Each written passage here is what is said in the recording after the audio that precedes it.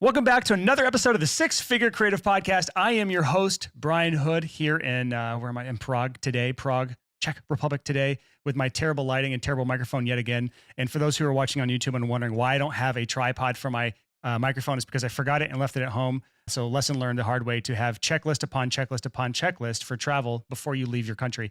I'm here with my big, bald, beautiful, black-shirted co-host today, Christopher J. Graham. How are you doing today, my friend Chris? I mean, I was going to make a dad joke about how you had to Czech Republic, which country you were in, Prague. Anyways. Oh, what? Yeah. But let's move God. on. There's a news update. And if you are a fan of this podcast, you probably already know about it. So let's get awkward here. Chris is quitting the podcast. Yeah. I'm more into it than I've ever been. But last week, I had to do something. And it wasn't very fun, but it was the right thing to do. And it was to come forward with why I have PTSD. And I'm not going to tell that whole story right now. So if you guys want to hear more about that, there's a new podcast called Creativity and Mental Health with Brandon Reich that is available now pretty much everywhere. But the short bit of it is I was an altar boy when I was a kid at a Catholic church, and there were some awful priests at this church. I didn't know about it. I repressed it. I got into therapy. I remembered it and remembered running away. That's about as much as I'm going to. I think people can put the story, the pieces of the puzzle together there on that. But awkward. Just for people who are not familiar, Brandon Reich, which is Chris's co-host on Creative Mental Health, he was on episode 106 of the podcast. And he's an amazing creative director and artist and graphic designer. And so he's like the perfect counterpart to Chris to talk about this sort of stuff, where he's got the left and the right brain, and he's got the kind of the mental health quest background that Chris has here. So anything else, like what episode do you talk about this full story on the podcast? Episode 1. So we just sort of get into some of the details of it. But you know what happened 2 weeks ago was I had been working for the last like 5 or 6 months with the Columbus Dispatch, which is the biggest newspaper in Ohio, and they dropped 2 front page stories using my face and my name and coming forward and sharing this. And I'm in this spot now where in Ohio, even though I have somebody who went on the record as a witness who saw this guy assault me as he chased me afterwards, I can't do anything legally. I have absolutely no options here in Ohio. So I'm going to change the laws. The cool thing is you've got you've started like meeting with politicians. I saw you sent me a text with like this bill going through the whatever sort of Senate, process we have for legalities here, the Senate, with all the signatures on it, minus 2 people. So we're going to have to name drop those 2 people and shame them for not signing the bill. Maybe they haven't signed it yet. I don't know how this stuff works. That was just approving the bill to go to the Senate. So the bill that I've been working on with these 2 senators, Senator Nikki Antonio and Stephanie Kunze, that's just the first bill. There's a few others that are kind of in the works, and I'm going to try to change the laws in Ohio, and I'm trying to build systems to help me do that. And Kyle, my manager, like ex-assistant, new manager, has been helping me with that. And maybe this is a good segue to introduce our guests today, Kyle and James. Hi, guys. Hey, how's it going? So this episode is a much, much different one than we typically do, because today we wanted to talk about the transformation an assistant or hiring employees can bring to your business. And Chris and I kind of brainstormed this episode when we were planning this ahead of time.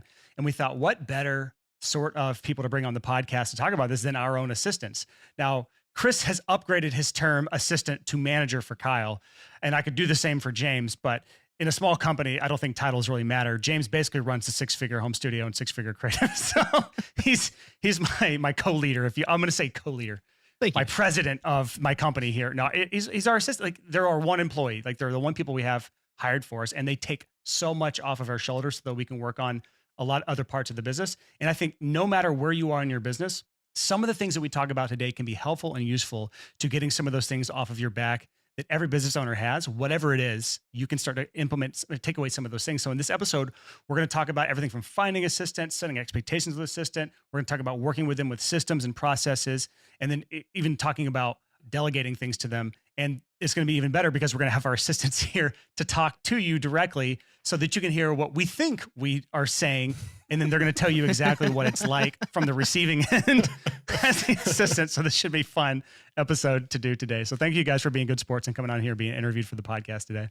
Yeah, I'm super excited to be here. So, all right. So Chris, first of all, I think you and I need to discuss what sort of transformation an assistant or an employee, let's call it an employee, because assistant seems so trivial, like, but there's so much more than just assisting us. Like they are doing a lot of the things for us in this business where it's like important high value tasks. So I don't really know what the phrasing would be, but I might switch between assistant or employee or helper or whatever the hell you want to call it for this episode. But let's talk about the transformation this brought, because I've been working with James for like 3 years for the Six Figure Home Studio, or just over 3 years now. James, was our 3-year anniversary. And I just want to say, like, the ability to focus on big picture stuff with my own business and not some of the tedious like things related to this podcast or related to my YouTube videos or related to customer support requests, some of the things that can bog my time down. Emails is a big one. It's like, yes, there are little things you take off my plate, but the overarching transformation that you've brought to my business as an assistant or helper or an executive, whatever you want to call yourself, absolutely crucial to me juggling as many things as I'm juggling in my life right now between all the businesses that I have and going on workations like this. And Chris, I'm sure it's the same for you, although your experience has been a little less time. Yeah. So Kyle and I have a crazy story in that Kyle hired me to be his business coach, and we hung out and got along great, and it had a blast. And then Kyle, after we had finished coaching, asked about working with me.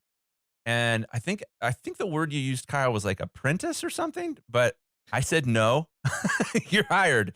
And now you're full time. And, you know, our story is super strange in that I hired you. And then 2 weeks later, COVID hit. And I had like a little, I want to say mini mental breakdown, but it wasn't mini at all. It was like all this stuff, all my PTSD started to come to the surface. And I mean, I was having like seizures and stuff, like significant health issues. And it was amazing because Kyle came in and kept the boat afloat. And I seriously don't know what I would have done. I didn't, like, if you would have asked me the morning that my health issues started, like what the rest of the day was going to look like, I wouldn't have been able to tell you. It caught me so off guard, completely out of nowhere. And Kyle saved the day, man. yeah, it was kind of a trial by fire. It was like, you know, hey, you're hired. And oh, I can't get in contact with Chris anymore at all. Yeah. Hey, I'm at the hospital. Don't call me. Yeah. Yeah, it was intense. So yeah. Yeah, man. When that happened, I was like, he was going to be such a good assistant, and this is going to scare him off. And I'm so glad he stuck around, man. Yeah. So let's start this off. So we kind of talked about like how much this has helped in our businesses. Like Chris, you literally could not have gotten this through this past year without Kyle by your side to help out.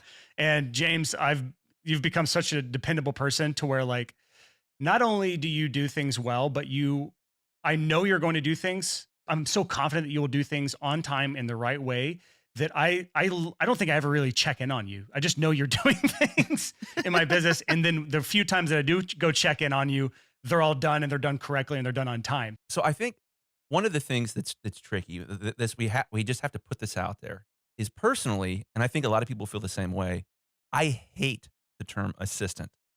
It seems condescending. It seems narcissistic. It seems like, oh, only I matter, and therefore I need an assistant. There's a term that I think is better to take from the corporate world, and it's Chief Operations Officer. COO. Yeah, I like that. In charge of doing the stuff. You're in charge of doing what the business does, and then my job is to figure out what the business will do, right? And so for Kyle, like we moved away from the term assistant because I think we both hate it.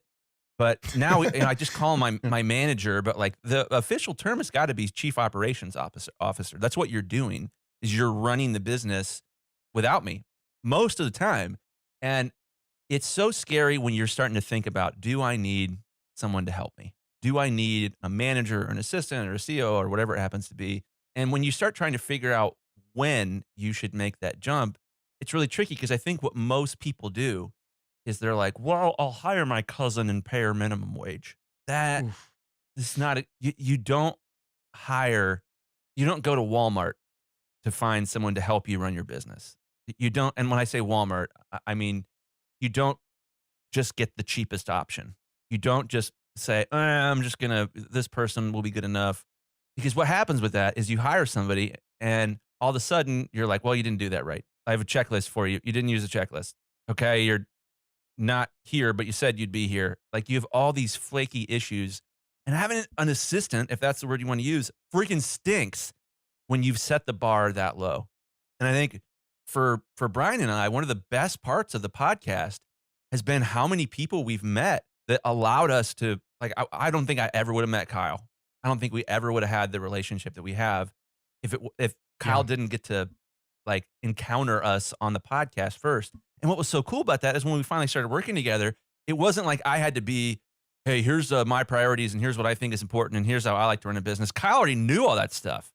Like the podcast, like really prepped for that. So, dude, Kyle, what was that like, man? Well, honestly, like I mean, the podcast has changed my life incredibly. Like I used to like basically where I moved from Ontario, Canada to Nova Scotia, Canada, and that's purely because of the 6-figure home studio podcast, and and it basically showed me that I should be treating my business a bit differently, and I started making changes, and basically I was realizing that I should be hiring Chris as a business coach because you had it on an episode, and I was like, yeah, I'm jumping on that, and then everything started happening really fast, and I was like, okay, cool. And then it just happened to line up, and we kind of like Chris was the person. I've always thought that I'd be a good like right hand person to somebody who has this awesome creative vision.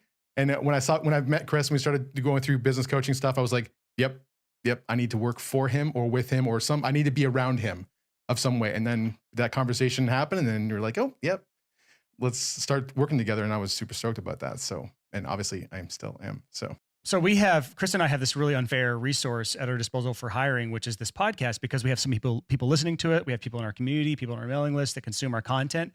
And so it was the same for me. I just kind of put a call out to our Facebook community and to other areas. I call it kind of a hiring funnel where I put the general call out and then had people apply. And that's how, James, you found me as well, I believe, was the podcast or our Facebook community. Can you kind of talk through the story of like the beginning process of working with me? Yeah, absolutely. It was definitely a bit of a roundabout. This is before the podcast, before PPC, all that stuff. I applied, got to the final 3, but then didn't get the job. You actually got interviewed. This was in 2015. Yeah, I got the interview, final 3, didn't get the job though. And then when you dropped PPC, I took the course and went through AAB as a team leader. And these acronyms, by the way, are just product. Like I have a course called the Profitable Producer Course. It's for recording studio owners. And there's something called the Accountability Accelerator Bootcamp. Just jargon in our community, just for people that are confused. It doesn't matter. Go ahead, James. Yeah, the bootcamp was a blast though. So if anyone is on the fence, take the bootcamp. I loved it. And then out of sheer luck, the assistant that you did hire ended up leaving right around the time that the bootcamp ended. And I remember you just sent me a Slack message one day being like, hey, can we hop on a Zoom call? I'm like, sure, why not? And then you just straight up offered me the job like 2 years after interviewing. Just out of the blue being like, hey, if you want the job, it's yours now. So that's how it got started. And it's been great. The fun thing there was I got to see how you worked inside of a team setting because you were one of the team leaders in our boot camps because we split people into teams of like 10 and we assigned team leaders. And so I got to see how organized James was and how great he was working with teammates and staying on top of things. So once I saw that, I was like, and I'd already interviewed him years before. And when my assistant left to go start a new business, he started a wedding photography, kind of like wedding booth business. Oh yeah. Oh my gosh. Yeah. Sean. Yep. So when he did that, and I think maybe until COVID, I believe he was crushing it. And maybe he's back now. I need to reach out. Sean, reach out to me if you're listening to this podcast. We need to catch up. Yeah, but once it was all over, I was like, James is going to be my dude because I saw how well you worked in teams, and you've been with me since and been an incredible part. But I think for our community listening now, I think it's really important to understand the value of some sort of tight-knit niche community to go find people to work with you on whatever it is that you're going to be doing, because especially if you're in like a specific niche like freelance audio or video production or something, you want some of the first tasks you're going to be hiring off is something to do with the actual service that you're providing. That's like the first thing you're typically want to start removing from your workflow, with some of those like tasks that either you don't like to do. Well, and we'll talk about some of those tasks later in this episode, what those should actually be. But I think finding communities on Facebook or otherwise that it's really tight knit and you can implement it yourself in those communities. It's really easy to find people that are looking for like part-time work outside of what they're doing, because if you are somebody who's so successful, your limited resource is time, you're very valuable to anyone who's looking for work right now, because a lot of people that don't have necessarily, I mean, this is not all across the board, but a lot of people are looking for that consistent income source on the side where they do whatever it is that they love. And so what I did with James, and I believe you may have done initially with Kyle, Chris, is I work with James part-time so he can pursue his everything else on the side. And he's only working with me on a part-time basis, about 20 hours a week. I think our arrangement is up to 20 hours a week, James. And so it can flow between up to 20, sometimes over, and a lot of times under. Yeah, it's great. You know, I'm able to do my own things, but also able to be an active part of the six-figure home studio community, or the six-figure creative community. I should really know that by now.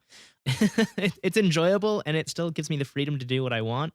And, you know, I've taken workations as well, just like you're doing now. I've been able to, as your assistant or COO or whatever, go to Germany for 3 weeks. I think I've done that twice now. Yeah. And I know whenever you're traveling, it can be difficult to get like as much work as you typically would get done. So like I try not to bother you when you're on your trips. And then you know that when I'm on workations like I am right now, I'm in Prague with my wife, and we just got back. We just went from Salzburg, Austria, and before that was Spain. When this happens, I don't get as much work done, and I'm harder to get in touch with. So it's just kind of one of those give and take kind of things. Have you been to any shows in Prague? Like, are they having concerts? We're going to the ballet tonight. Oh, cool. I've heard that Prague has a really great rock scene, a really great Prague rock scene. So here's the worst part about that pun for anyone. Chris does terrible puns all the time. He just did a pun we actually have absolutely cut, so you'll never hear it. No, ever. And then the pun that he just did, he did again before we even started recording, when it was just Chris and I. So that's the second time he's done that pun. I'm stressed. Okay, guys. I'm disappointed. There's a lot going on. Yeah, so I think we talked about our origin stories for where we found James and Kyle to work for us. But like, if someone is listening right now, they're a freelancer, they're a creative freelancer, where do they go to find their own assistant? What's a good resource that you would recommend, Chris? Well, you know, I've tried a lot of different methods here. I've read a lot of different books, and there's a really popular thing where people hire a virtual assistant. And that tends to be somebody in a different country. It tends to be a country where the finances work out a little bit better for you to hire them. And, you know, I've been trying to do that since like 2010. Like when I read, I think that's when I read 4 Hour Workweek for the first time. And he talks about virtual assistants, and he makes it sound amazing that like some, you know, person in India who's a badass that has a master's degree is going to work for you for $2 an hour, and they're going to be super dependable. That was not my experience. I tried a bunch of different things. And my advice to everybody is, if you're looking for an assistant, hire from your community. I think that makes so much more sense, where there's mutual acquaintances, there's mutual friends, there's mutual trust that's already built in. You're not, when you hire somebody just by looking at their resume, you have no idea if they are a square peg in a round hole or not. Yeah. So with that, I also have to say, I'm going to push back a little bit on Chris there. Don't hire someone just because they're a comfortable, familiar face. That's another mistake that I see people making, is they go to somebody that's already familiar with them. They know them. They're like, they can trust them, but that they're not always the most qualified person. So there's a balance you have to make here. And when Chris says in your community, it's not just limited to your like circle of friends and family.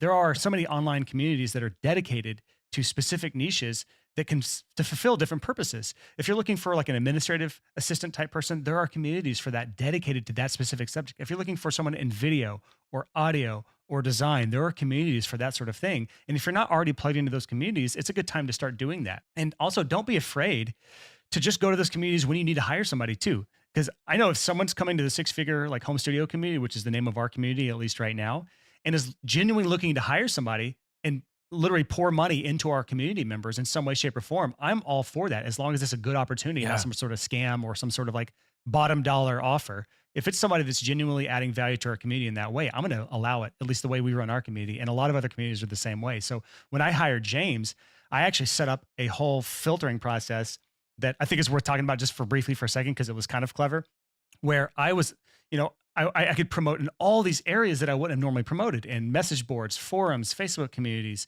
where it was like places that I'd never posted before. And people were eagerly like asking questions and engaging and clicking on the link and going and filling out my form. And one quick tip there, just for anybody that's thinking through this, I call it a hiring funnel. When I put this on the internet, I put the job description, like what expectations kind of like were. So I actually had a URL I'd send people to. And James, if you find this, put it in the show notes. People can go and actually find the job description that I had and all of the application stuff. I still think I have that hiring funnel up for anyone who wants to kind of reverse engineer it. But anyways, and people could fill out this form. So they would read through the description of what the job was first. And then in the middle of that job description somewhere, it said, like, in your application, put the word potato in all caps spelled this way. It was spelled like wrong. And then it continued on the job description. So only if you read the entire job description would you see that request was in there. And so what I did was, when people applied, if they didn't have that word potato in the application spelled out the way that I had it spelled in all caps, I just trashed the application because they don't have attention to details. So that weeded out like 80% of the applicants early on, where I had over 200 applicants. That was really important for me because I didn't want to have to spend all day going through applicants that don't pay attention. Well, that's such a cool system because that system Tater taught you which applicants were going to be good or not because if they were. I see what you did there. So I was said potato in the application, and tater tots are made of potatoes. Exactly. So that's where you got that. That's pun. where That was I made cool. that joke Yeah, from. Yeah. That's really good one, Chris. Good job, buddy. Yeah, I also remember that you had me like calculate how many pennies would fit in a room of a certain size. And this is on the application. I wonder how many people got it wrong because there was an answer on Yahoo Answers that was incorrect. I redid all the math and discovered it was incorrect. So I gave you both. Yeah. So here's another little filtering question that I did on that application because of the size of our community, I did this and I knew I'd have a ton of people apply or else I would never have done this. But I wanted to know two things with hiring an assistant. Number one was, will this person pay attention to details? So that's why I put the little potato test. I'll just call it the potato test from now on. And everyone listening to this podcast will know what I mean by the potato test. The second thing I did was I wanted to know if this assistant has the spirit of FITFO, FITFO. And so what I did is I asked a really crazy question. I gave the size dimensions of a room and said, how many pennies, so the smallest denomination of American currency, how many pennies can fit in a room of this size? I got answers all over the place. It was actually hilariously insane how many different answers I got there because there's a million ways to figure that out. Well, everyone had to put their 2 cents in. I was looking for there you go, Chris. Thank you. That's actually a good one. Yeah. I'll give you that one. I rarely give you those, but you got that one. I appreciate it. Okay, but anyways, what I was looking for is for somebody that their initial first response to a weird question like that is to just Google the damn thing. Because Googling is the way of the world. If you want to know something you don't know the answer to, just Google it. And if my assistant is going to work for me and at a high level that I can trust, their first instinct should be go Google it. And so the people who got the Google answer were like accepted to me. James was one of the few, if the only person, to Google it and then fact check the Googled answer and then give me his own answer. That was like, you're in. Done. You're the guy. So all right. So anyways, those are my little like hiring hacks. If you're the type of person where you're hiring a position that's highly in demand and you want to weed out all the bad applicants, those are 2 or 3 little things you can do there to kind of weed those people out and find people with high attention to detail. Also think through, like if you're hiring a specific skill position, like in the freelancing world or the creative world, where there's a skill involved that people always mess up, don't be afraid to put a little like test in there, whether it's in Pro Tools or in audio or video or something that you know people will mess up all the time, get them to do something, have an actual assignment in there and see how many people mess that up. And that can weed people out as well.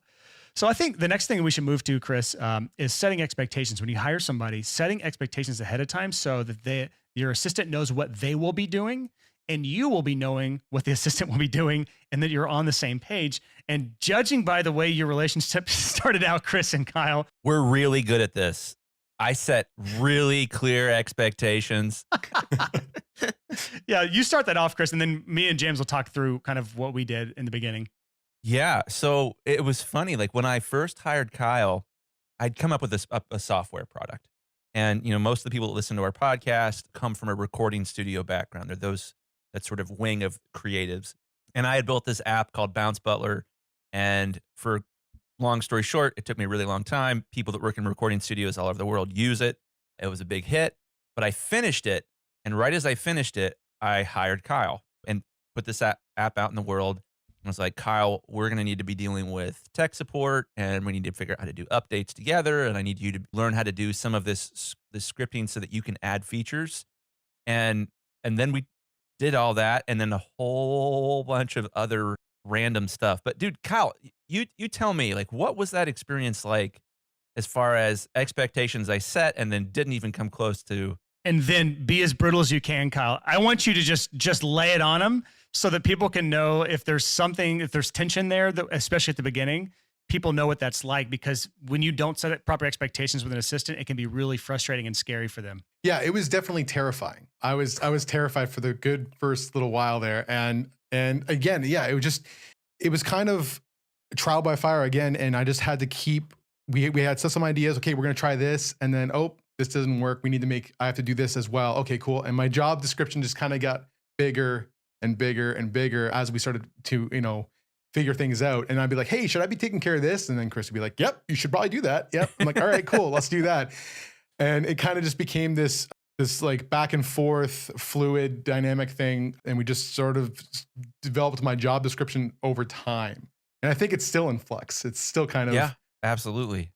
For me, it was definitely like, it was challenging at first because I was expecting like what Brian, what you're talking about is like clear expectations and all these basically like, a to-do list, which wasn't there obviously. So I had to kind of make my own. So I had to be my own manager and go forward with this. And also be Chris's manager. It was wild. I have this clear memory of, this was the day that COVID happened in the United States. The World Health Organization declared it a pandemic this day. And I had it's a blur. It was right around when COVID was declared a pandemic. And I was having like seizures with all these health issues. You thought they were panic attacks at the time, by the way. I thought they were panic attacks. They were considerably worse than what I understand a panic attack to be. And I had like gone to meet my family at this coffee shop, and I started having an episode, and I was like, I need my mom to come pick me up. I'm like in this van, like laying in the front seat. Like we're pondering whether we should go to the hospital at this point. We eventually did weeks later. But I remember calling Kyle, and I could feel in my body, I was like, this is going to get real messy real fast. I have no idea what's going on. And Kyle just needs to be aware that I'm completely out of commission and I have no idea what's happening. And like I was full on reclined in my mom's minivan's front seat, just like, Kyle, I need you to put up an away message in my inbox or something. Like, this is what's going on. Just whatever you think needs to happen, make it happen. And that is such a testament to Kyle's character and ingenuity and creativity and all of the good things that makes Kyle a dope ass human. That he was able thanks, man. Yeah, dude. Well, like Brian said, I can't remember how to pronounce it, but you had this figure it the out spirit of, it was just like, you're a problem solver. Fitfo. This, I think, is the most important thing that this is never going to change the rest of my life. I hire for Fitfo. I think everybody, whether they knows it or not, if hires for Fitfo, that they want to hire somebody who is a problem solver, not a minion. That's an important thing to have in entrepreneurship as well, is having that Fitfo spirit. Like as an entrepreneur, you have to constantly solve problems. Every single day, there's going to be something that pops up that you've never encountered before. And if you don't have that sort of ability to figure it the out, it's going to be a tough time for you as a business owner. And it's the same as assistant. Like James, even today, we've worked together for 3 years now. You have what I feel are really clear expectations and things you're supposed to do. And we can talk through how we set expectations early on in our relationship together and how that's changed over the years. But even now, there are things that likely come up constantly that you have to figure stuff out because I'm not available, especially when I'm traveling abroad. And it is an important thing to have, whether you're assisting somebody in a business, whether you are building a business, or whether you're trying to juggle a million things at a time. Fitfo, Fitfo, Fitfo, Fitfo, Fitfo, Fitfo. Yeah, it's true. When you're hiring somebody, I think what a lot of people do is they just find someone who is compliant. Will you do what I tell you to do for money? That is not how to grow your business and create less stress for yourself. In my opinion, and I feel very passionate about this, they have to feel a sense of ownership, and you have to accept from the beginning that they're going to graduate someday, that they're going to grow as a result of working with you, that you're going to invest in them, and eventually you probably won't be able to afford them. Kyle at some point is going to outgrow me, I think. Maybe he doesn't. Maybe I'm wrong. And that sounds fantastic. Maybe I grow fast enough to keep up with him here. But you have to hire somebody that you can trust to solve problems and to put themselves in your shoes and think, well, what would my partner do here? How would they solve this? And what mistakes would they make that I will prevent them from making in the future? So yeah, I mean, Kyle, I feel like I hit it out of the park with you. I've made a lot of mistakes in my life. Hiring you, it's not one of them. One of the better moves I've ever made. So you mentioned one important thing, Chris, that's super important for people to understand as well, is I've seen conversations in our own community where people have two reasons they don't hire. One is they can never find somebody that's good enough, or two, even if I find somebody that's good enough, they're just going to leave me eventually. And I want to make sure people understand, like, you should always hire somebody that you're afraid to lose. If you're not afraid to lose that person, they're probably not good enough to work for you. Stop being afraid of that. Like Chris said, always be willing. Like, you want your person to graduate. Like, if James, like at any point, James, you get so busy with the other business and stuff that you're building on the side to never work for me again, I will be ecstatic for you. My business will crumble and everything will fall apart in my life, but I'll be so excited for you and I'll go hire again. And it'll be a tough time it'll be a dark day, but I just hope to always grow the business enough to where I can just keep slapping on more golden handcuffs on your part-time, to where I always have at least part of your time to help with my business. But let's go back to the expectations, James, because I want your thoughts on this. Do you remember back in the day, like some of the expectations I set on you and how it looked from your perspective because from my perspective, it was, I had daily tasks, weekly tasks, monthly tasks, all laid out. A lot of this has changed over the years, but that was kind of how we had things set up from the beginning. And I'm curious what your perspective was. Yeah, basically we just had a call and you gave me a list and I wrote it all down. For the most part, the monthly tasks and the weekly tasks are no longer a thing. But the daily tasks are very much there. They're in my Todoist, which is the app I use. It doesn't list every single thing. It just says like, check email, daily tasks. And then I remember like, check the Facebook group, check Facebook ads. And there's like, it's basically like memory items of like, this is what's included in daily tasks. Then the big one that you said is it has to happen on time, no matter what, is the podcast. And, we have not, aside from the break, missed an episode in 3 years. I think there was one that I messed up and published it early by accident instead of setting the date. Yep. That was a mess. Which was actually fascinating, though. We get a lot of extra data of seeing like how many downloads we got on an episode that was like, that was really interesting. I'm glad you did that. Okay. Yeah, I think it was like Friday instead of Tuesday or something. And yeah. But then something else that stuck in my mind is in that first month I was working for you, Brian, I messed something up and I can't remember exactly what it was, but it wasn't anything big. And then you're like, well, but here's the thing. I didn't tell you exactly how to do this. If I had, you wouldn't have messed this up. So that's my fault, not yours. And after that, I was like, okay, like as long as I don't neglect something that I've been told to do and I use common sense, I'm not going to get in trouble. Because like when that first happened, I was like, oh no, like this is the first month. I'm still in my like probation period. I'm screwed. And then like, oh no biggie. I didn't tell you. Just remember for next time. And I was like, okay, that's so much easier. And since then the expectation has been like, be smart and ask questions if I need to, if Google doesn't help. But also if I do something wrong, you're not going to fire me on the spot like other people might. Yeah. So there's two things you brought up that are really important there. One is the probationary period. You can call it that. That sounds super like really strict and mean or whatever. It was kind of like a trial period is what it was. Like 90 days, the first 90 days, we just work together, see how we fit. And at the end of the 90 days, we'll have a discussion on whether we move forward together or not. And I suggest anyone do that. I think we did that, right, Kyle? We did it for a year. A year trial period. That's intense. Okay.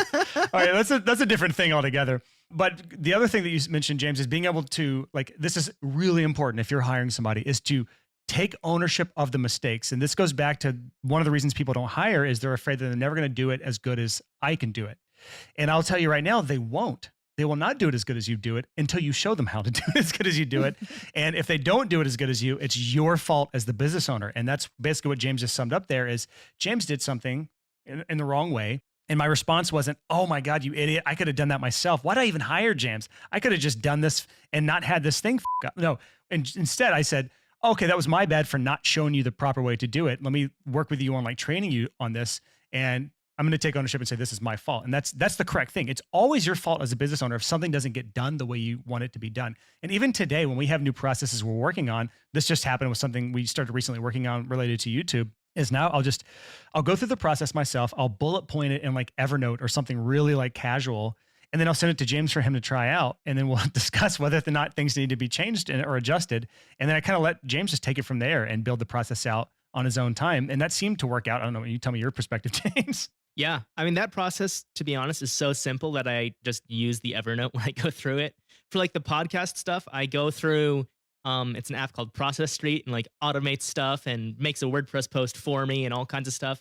But with the videos, it's so easy. It's just like, 4 or 5 bullet points. And Yeah. YouTube is not a fan of automation. So it's more manual. Yep. And we're kind of moving into our next subject actually right now, which is building out systems with your assistant or with anyone helping you in your business. So this is actually kind of a good segue to that.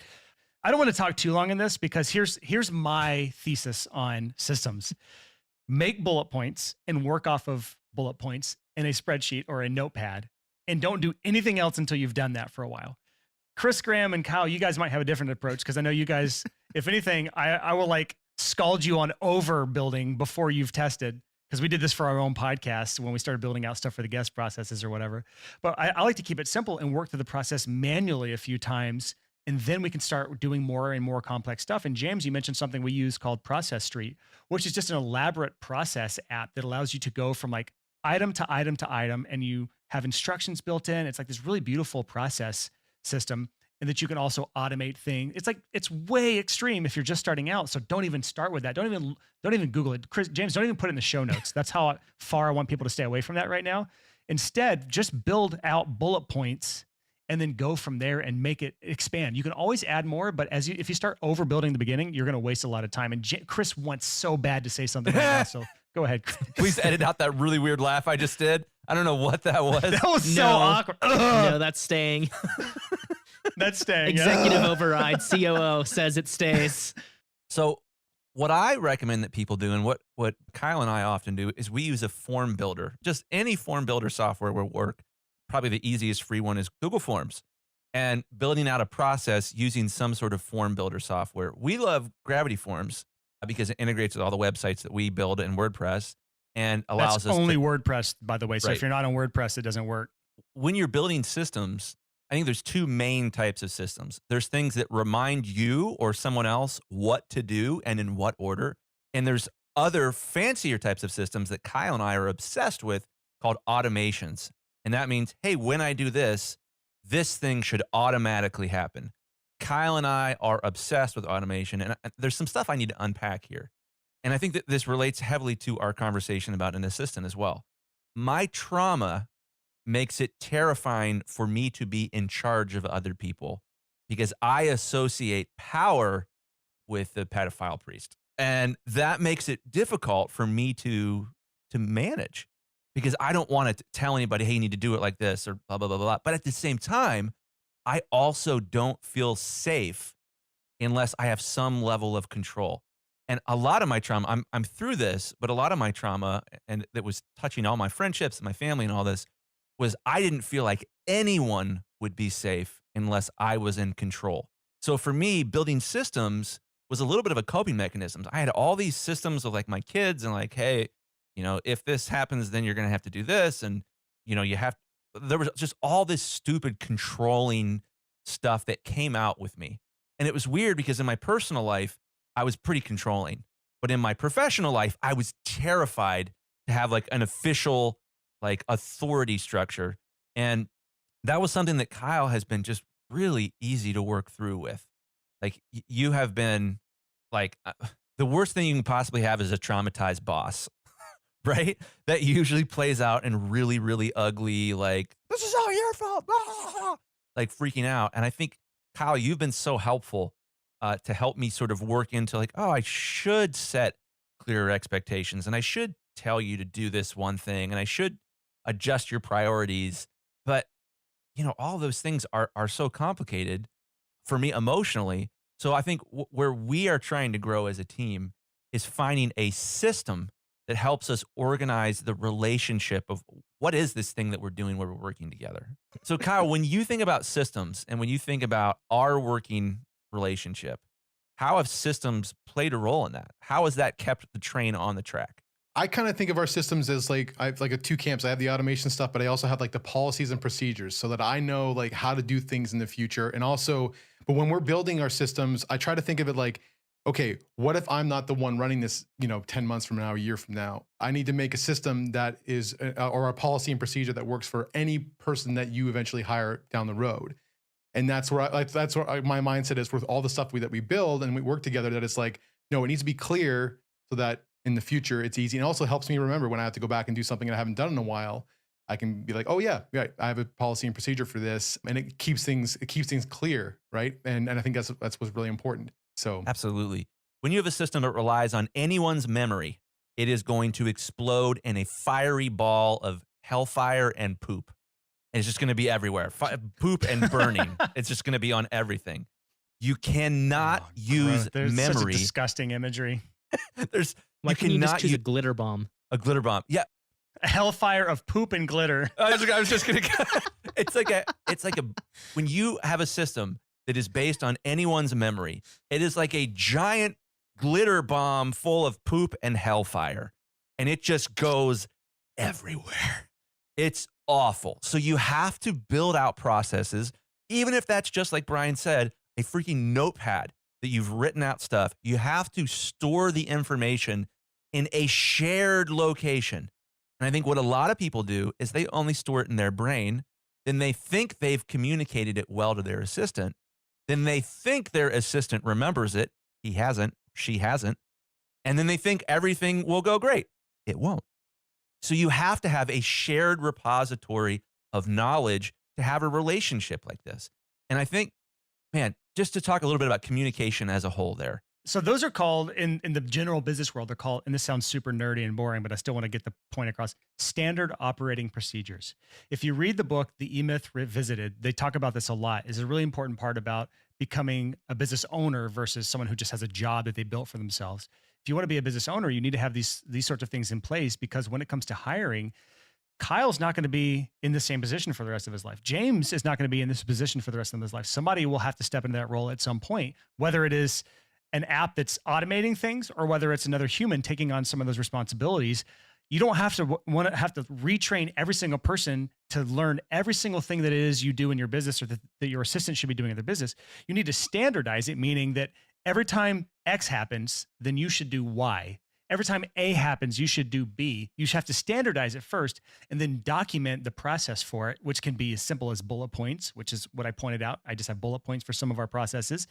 And that anytime something happens, you just follow this standard operating procedure and it will get done. And as long as you have the clear end result, the expectations and when it should be done, it generally gets done on time and to your liking. If it doesn't get done on time or to your liking, it's typically your fault as a business owner. And if it's not your fault as a business owner, then it's time to have a conversation with whoever you've hired about meeting expectations and doing what it is that they said they would be doing, and find out the root cause. If the root cause is the assistant or the person you've hired, then you may need to start working with someone else,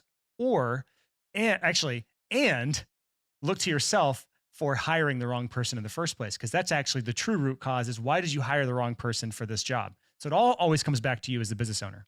I love that idea of ownership, of ultimate ownership when you look at your business, and just assuming it's your fault. It's 100% your fault, and it always has been, and it always will be. And the problem might have been that you hired the wrong person to start with.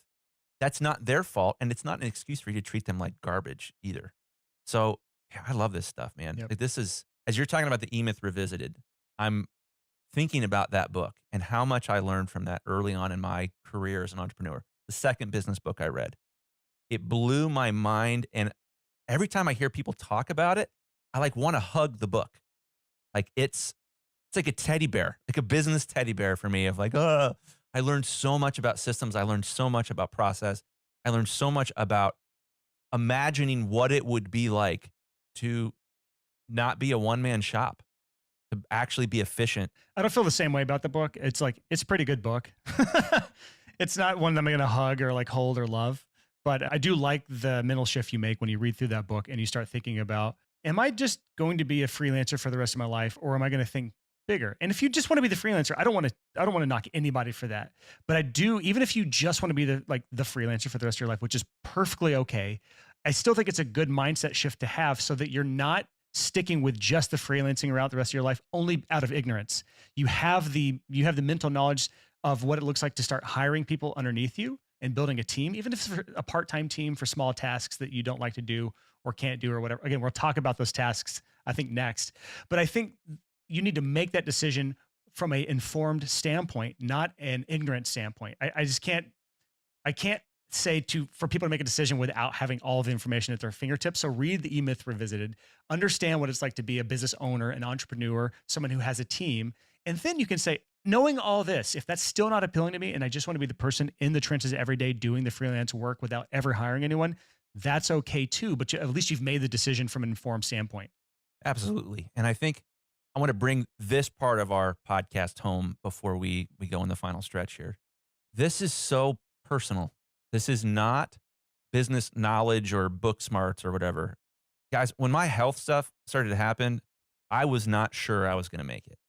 There were a number of occasions when I was thinking, could Kyle run this business if I died?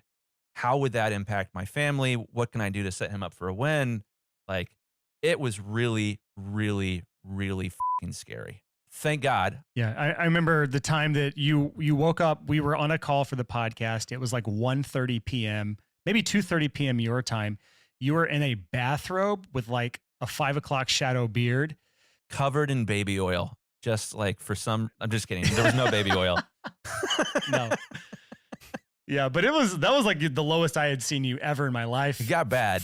Up to that point, and since then, yeah, it got bad. I mean, yeah. I'm kind of opening up to you even right now about how bad it was. I mean, there was significant cause for concern, and I was in the hospital for a while, and it was really scary. So one of the things I want to challenge our listeners with is, if you have a family, if you have people that depend on you, what would happen if you couldn't work at all anymore?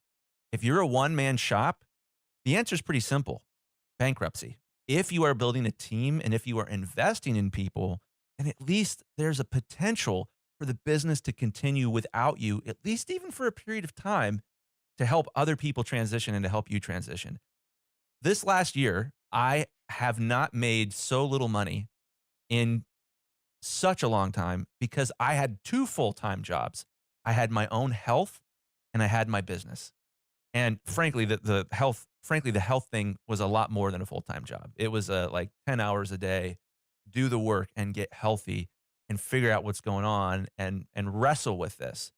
And man, the really painful, uncomfortable thing, I don't want to really get into this too much, is that for victims of priest abuse, suicide is very, very common, or OD. Like there's a movie called Spotlight that won Best Picture in 2015. And there's a great scene in there where this lawyer, his name's Garabedian, is talking to the Boston Globe for the first time. And he explains that the victims who are still alive are the lucky ones. That when you have had such an earth-shattering reality shift, it's hard to process everything when that's part of your childhood. So what I want to challenge our listeners with is, I had no idea I had any of this garbage. I had completely repressed it. I thought I was healthy as a horse. I thought I was the most mentally healthy person I knew. And I was just like arrogant, and I was in avoidance mode, is a pretty normal part of this. Yeah, you were a ticking time bomb. I was a ticking time bomb waiting to explode. Yep. And so just to bring this back to our listeners, you may not have something as earth-shattering as that happened to you, but sometimes you get sick. Sometimes an illness happens, or you have to leave town for a while, or you have a baby. You just want to go on vacation once. Yeah. Like as freelancers, we don't have paid time off. So the only way we have any sort of potential for paid time off in the future is having a business that runs while we're not necessarily at home. Sorry for all my plosives. I can hear them in my headphones right now. And I'm traveling right now, and I have a business that runs while I'm traveling. For you non-audio creatives, plosive means when the microphone does this. Actually, mine didn't do it. That was nice. All right. So I think the next place for us to go in this conversation to kind of wrap things up is what to delegate. Because I think whenever you hire somebody on, whether it's part-time, whether it's full-time, it can be intimidating because either you have so many things you want to start passing off, you don't know how to prioritize, or you're the type of person where you struggle passing things off, so you don't even know where to start. So wherever you are, I think this would be a good part of the conversation to listen in on. We're going to talk about the 3 things that you should be delegating in your business when you start hiring stuff out to people. So the first thing to get rid of whenever you're trying to outsource tasks or hire an assistant is first things that you are bad at. So Chris, I want to start with you and ask Kyle what Chris is bad at. Oh, nice. Okay. Yeah. Well, I would say right off the bat, like delegation is definitely one, but also answering emails in a timely fashion would be the Guilty. Chris is bad at emails? No way. Yeah. That's definitely like but also getting to delegation, being able to choose which things are most like the highest priority things to work on, that kind of stuff. I think that's like the most important thing. So would you say Chris has a ton of things that he wants to get done and never really like prioritizes them correctly, or what is that? Give me the more details there. Give us the deets. I think it's a shifting goalpost type of thing. I think that'd be the worst, is just being able to, and I think also Chris, well, he needs somebody to bounce ideas off. Sorry, I'm gonna talk about Chris like he's not in the room. Yeah. Do it. Talk about him like he's not here. Yeah, but Chris needs somebody to bounce ideas off of. So and he's not really like, he won't come to me and be like, okay, here's X, Y, and Z and do all these things. It's more of like, Kyle, I have some ideas. What do you think? And then we kind of work through and we make the ideas for it. But he needs that other person to have that conversation with. And I think that's, Tell me which ideas are dumb. yeah. And also someone to push and be like I actually like, one of the roles that is like, that I take on now is I come up with what I call like bad ideas. It's kind of like a Dr. House type of situation where he needs a team of people to come up with bad ideas so he can come up with a good one. And that's where Chris is kind of at, where it's like, I just come up with bad ideas and Chris goes, oh, yep, okay, no, we'll go with this one instead. I'm uncomfortable with that. Oh, I'm sorry. No, I'm not uncomfortable with you sharing it, but I think that you're right about that. And I don't think I knew that about myself. And it drives me bonkers when, like, I had a boss years ago. I had a job at a church, and it was the same thing of like, maybe we should do this. And we would have all these meetings and everybody would weigh in and only his ideas are what we would do. And it was just really, let me emotionally process that. I'm sorry. Just deal with it, Chris. As a business owner, this is kind of shit you have to deal with every day, is not being great at all the things in the world. If like James will talk next about what I'm bad at, but Kyle has something he wants to weigh on here too. Yeah, and just to clarify, it's not that like I know my job is to come up with the bad ideas or just suggest all ideas. It's the brainstorm. So when it is your idea that you pick, I'm not hurt over that. It's not like it's more of like it's a brainstorming session. We're coming up with ideas. That's what we're doing. Don't circle back, Kyle, just to make Chris feel better. My gosh. I'm at an emotionally fragile state in my life, Brian. I need the encouragement. James, what am I bad at? You don't delegate enough. That's true. Either you'll do something, or like the other day, Kyle messaged me and told me that you had done something. I was like, wait, why didn't Brian have me do that? That's like the exact type of thing that I normally do. Yeah, I think it was like making a new landing page or a form of some sort or something like that, which is the stuff that you usually would have me do. And it's like, yeah, you're on vacation right now. Why are you wasting your time with that? I'm not on, first of all, okay, so a couple things there. First of all, I'm not on vacation. I'm on workcation. So that means I'm still doing work while I'm traveling. Second of all, this is a tough one, because when we're talking about what to delegate in someone's business, this first thing that you should start handing off to other people is things that you're bad at.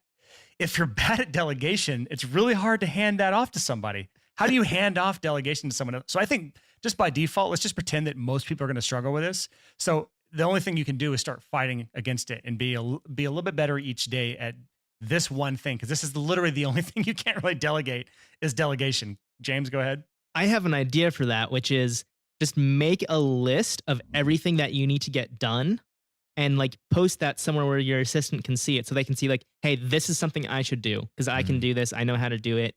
You don't have to spend time on that.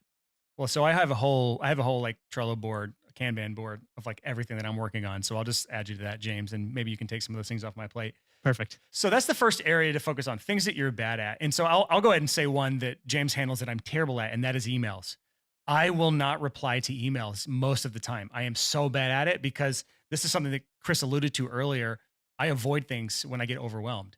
So if I start getting overwhelmed in something, I'll just ignore it altogether as long as I possibly can. This is just my struggle as this is not just in business, it's in life in general.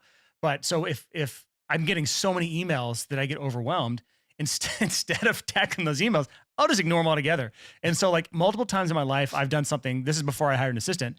I've done something called declaring email bankruptcy. That's where you literally reply to like anyone that's in your inbox and just says, I officially declare email bankruptcy. I will not be replying to any email that's in my inbox right now. If it's very important, reply, and maybe I will try to get back to you, but I'm officially archiving every email that's unread right now.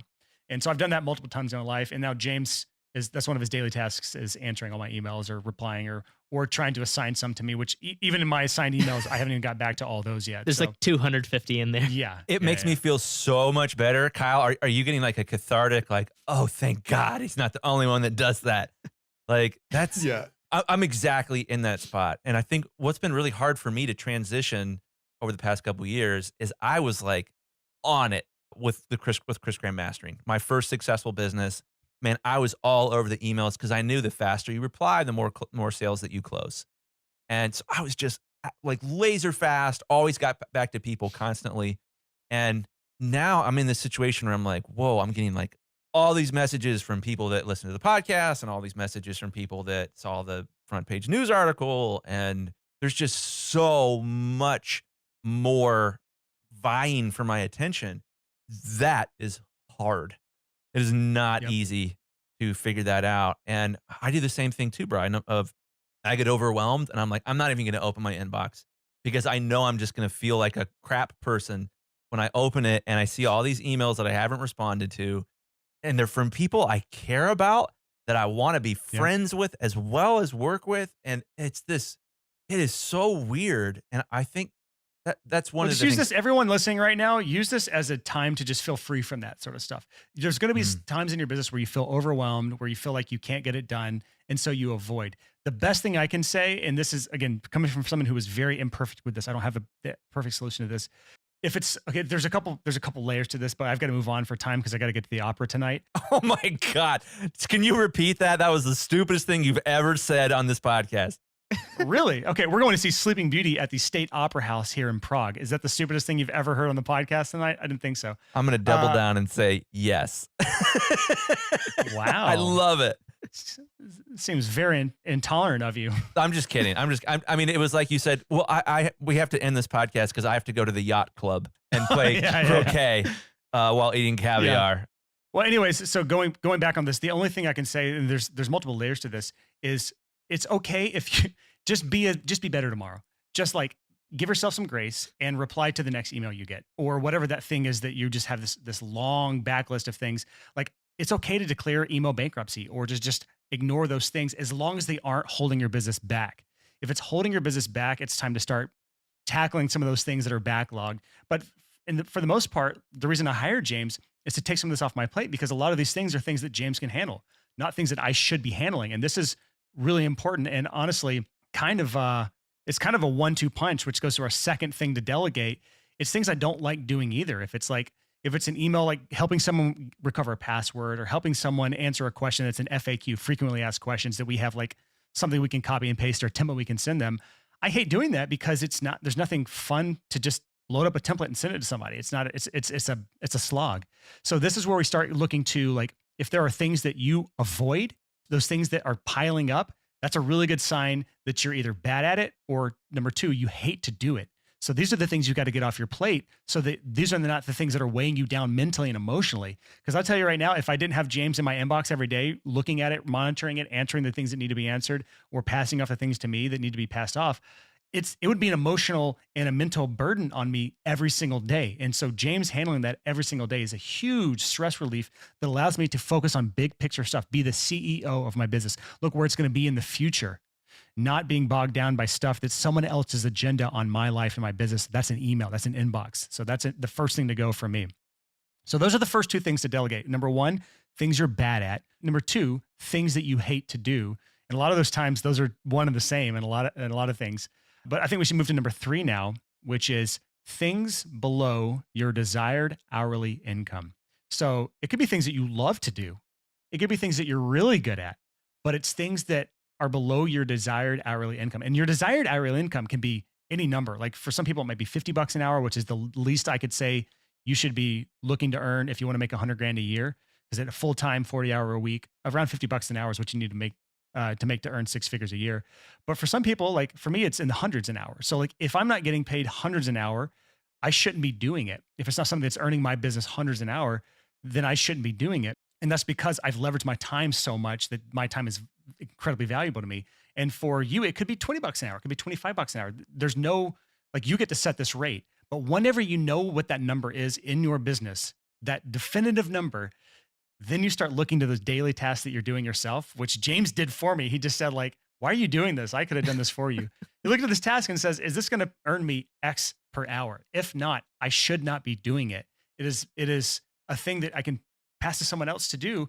And that helps it helps leverage your hourly income. Chris, do you have anything to add to that? Yeah. Well, there's a flip side of this as well. You have to think about what is your peak hourly income. We've talked about this in the podcast in the past, but what is the circle of genius that you have where you're making an obscene amount of money because you have a corner on the market? You are unbelievable at this one thing. How do you spend more of your time doing that one thing? You do exactly what Brian said. You figure out what are the things outside of that zone, and especially if they're below your desired average income per hour, and you start to hand those to somebody else. If you want to get better as a creative, you have to focus on doing creative work.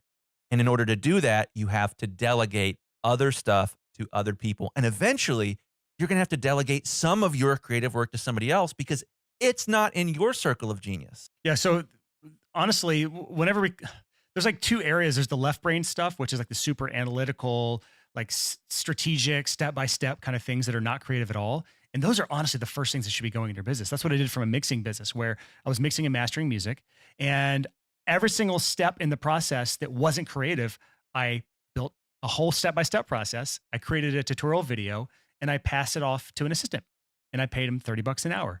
And I was making many multiples of that on the back end because I knew what my desired hourly income was. I could pay him a fraction of that and I kept the rest. Allowed me to leverage my income from instead of around 80 to $100 an hour up to $300 an hour because I was taking off so much of that non-creative work in my business.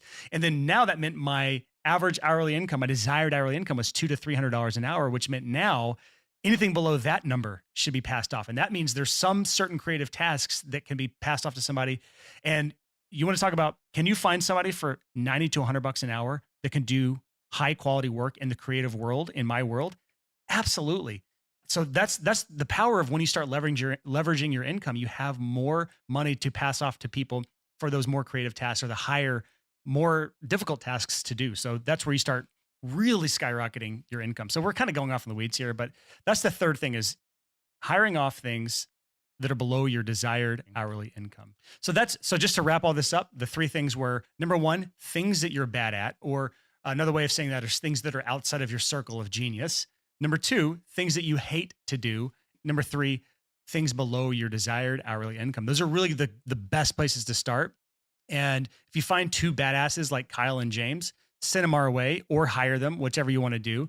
But that's a good place to start, is hiring some of the best people that you can who can get past all sorts of stupid BS tests that you put in the way, like the potato test and the penny test. James, kudos for you for getting through those. Any last words, James or Kyle, of what should people look to or expect or consider when they're looking to hire an assistant? You know, I think it's obvious given the test and the application that you talked about, but don't hire the first person that you talk to. Even if they seem great, check out the other options. I went through this recently. I hired an editor for other podcasts that I work on, and all three candidates were great when I was talking to them, but the first two of them kind of sucked when it came to the practical test. And the third one just knocked it out of the park, and he's been working with me since February now, and he's great. So, Awesome. yeah, just pay attention and don't go for the first person that reaches out. Yeah, exactly. I agree wholeheartedly with James. Well, guys, thank you so much for coming on the podcast, being interviewed, being willing to air our dirty laundry about Chris and I. And for anyone who's looking to hire an assistant in your business, I can't recommend it enough. It is a game changer in your business. That is, honestly, that's the time when you plant your flag in the ground and say, like, I am no longer just a simple freelancer. I am an entrepreneur. I'm a business owner. I'm going to take this seriously. I'm going to set my business up for any potential changes in the future in my life, my personal time, things like Chris talked about in his story, when unexpected events can happen and sideline you for a long amount of time. This is a really good way to kind of future proof your business even in the worst of times. So, all right, that's it.